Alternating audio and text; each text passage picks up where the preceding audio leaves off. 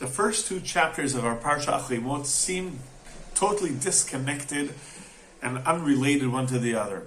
The first chapter of our Parsha speaks about the avoda of the Kohen Gadol on Yom Kippurim, all the details of all the sacrifices he has to bring for himself, for Am Yisrael, the goats and the oxen and all the little details of that.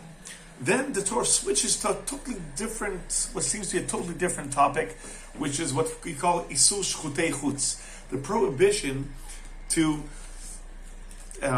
offer sacrifices outside of the Mishkan or outside the Beit Mikdash. One is forbidden, it's prohibited to bring sacrifices in one's home or house or outside of the Mishkan or Beit Mikdash, and that's what's called Isur Shchutei Chutz. What is the connection between these two? Okay, maybe they're unrelated. Why would our parsha switch from one thing to the other? And I think that when we think about it deeply, we see that these two chapters are two sides of the same coin, and they complement each other in a very, very special way. What do I mean?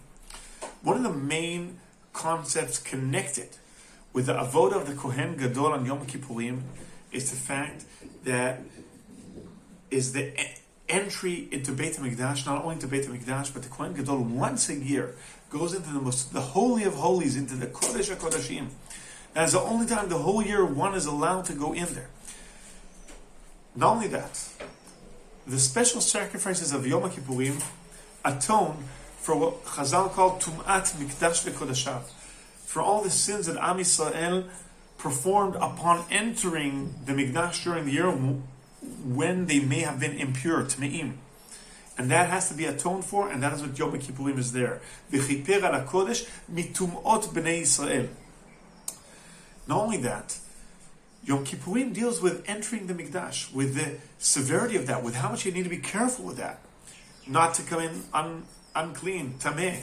The Kohen Gadol, very carefully, only once a year going into Kodesh HaKodashim, and with a special warning, Achrei-Mot shnei bnei Aaron bekorvatam lifnei Hashem ve'yamutu, warning Aharon, beware, your two sons did it the wrong way, and look what happened to them, so make sure you don't do the same thing.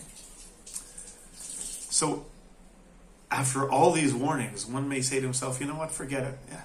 Yeah. Beit HaMikdash, it's too much for me. Being religious on that level, entering into that level of holiness, give me a break. I'll just take a step back. I'll be religious. I'll bring the korbanot.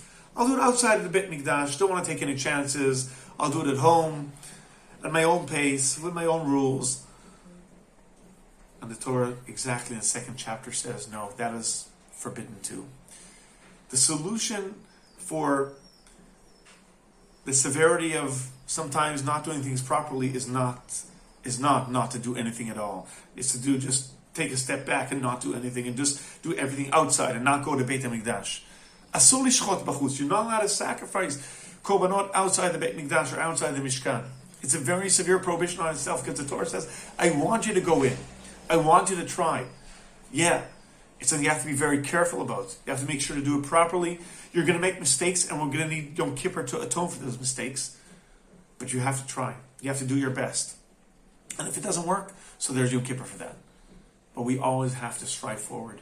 We have to la'alot leBeit HaMikdash.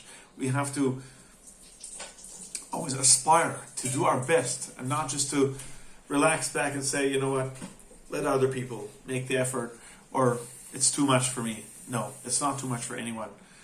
Because Baruch Hu knows that we're human beings. We do our best. We have to try to do our best. And Baruch Hu will help us fill in when we don't succeed.